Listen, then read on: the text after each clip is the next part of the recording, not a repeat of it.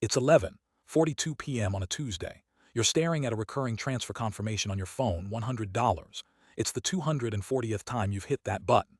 The screen dims, reflecting your face, and for the first time you don't see a chore. You see the silent, relentless machine you've built that doesn't care if you sleep, if you travel, or if you lose your job tomorrow. It just keeps working. 240 months, 20 years. And here's the strange part, you barely remember most of them. You remember the first one because it hurt. You remember thinking $100 was a night out, a pair of shoes, half a car payment, something real you could hold. Handing it over to a number on a screen felt like throwing it into a well and never hearing it hit the bottom. Let's rewind to that version of you. The one sitting in the cluttered home office at night, laptop fan whirring, a cold cup of coffee sweating a ring onto an unpaid bill. Back then, the $100 wasn't an investment. It was a subtraction. Every first of the month, the app would ping, the balance would tick down, and some small animal part of your brain would flinch. That's money I could be using. That's a subtraction from the life I'm living right now, for the benefit of a stranger, the older you, who might not even be grateful. That's the boring middle nobody warns you about. Not the exciting start, not the triumphant finish. The long, gray stretch where nothing appears to happen. Month 3, month 11, month 29.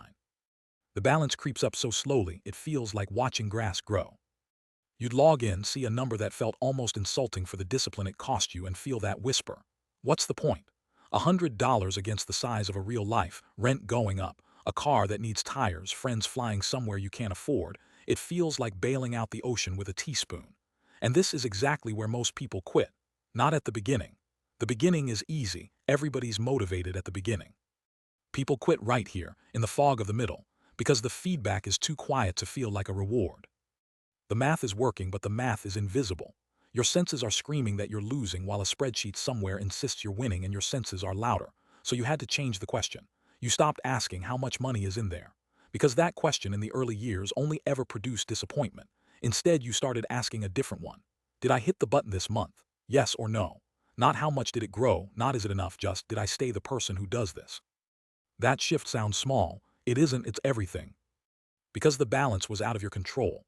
Markets go up, markets go down, and staring at the balance handed your mood over to forces you could never command. But the button was always yours. And slowly the $100 stopped being money you lost. It became an identity you protected.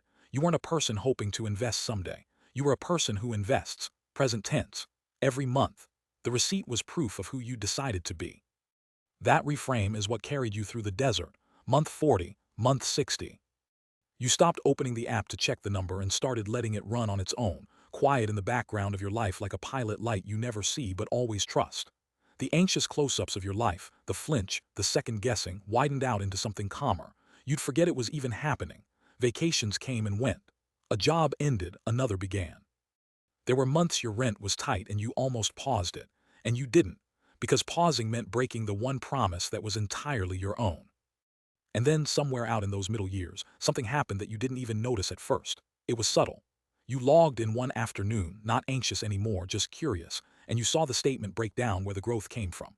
And for the very first time, the amount the account had earned on its own, the returns for that stretch, was larger than the $100 you'd put in. Read that again, because it's the entire turning point of this story. The money you contributed was no longer the main engine. Your $100 had become the smaller passenger.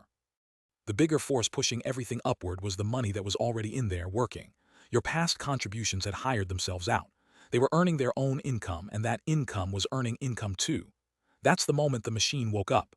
Up to that point, you were the driver. You pushed. The number moved, roughly 1-to-1. It felt fair, and it felt slow. Because it was slow, it depended entirely on you. But now, the account had crossed a threshold where it was generating more growth from its own mass than from your monthly effort. The curve that had been so flat, so invisible, so easy to dismiss, had quietly started tilting upward.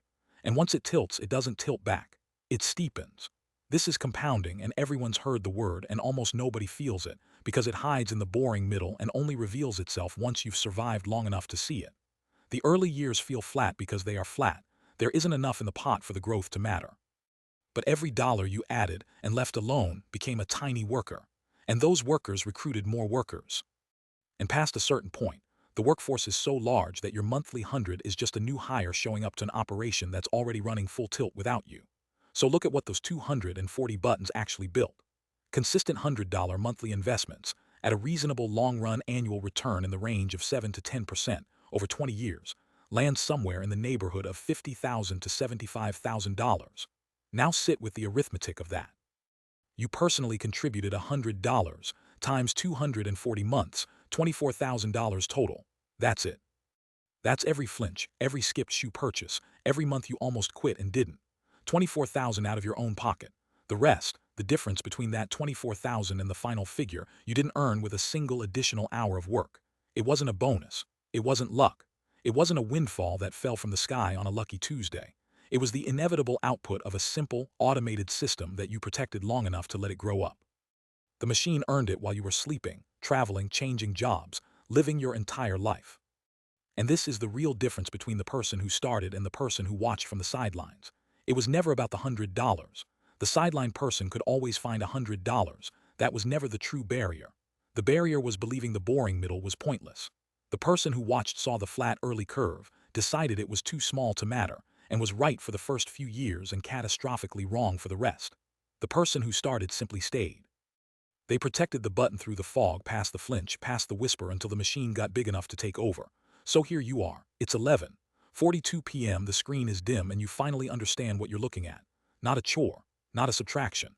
A machine you assembled one quiet, unremarkable month at a time out of the smallest amount you thought could possibly matter.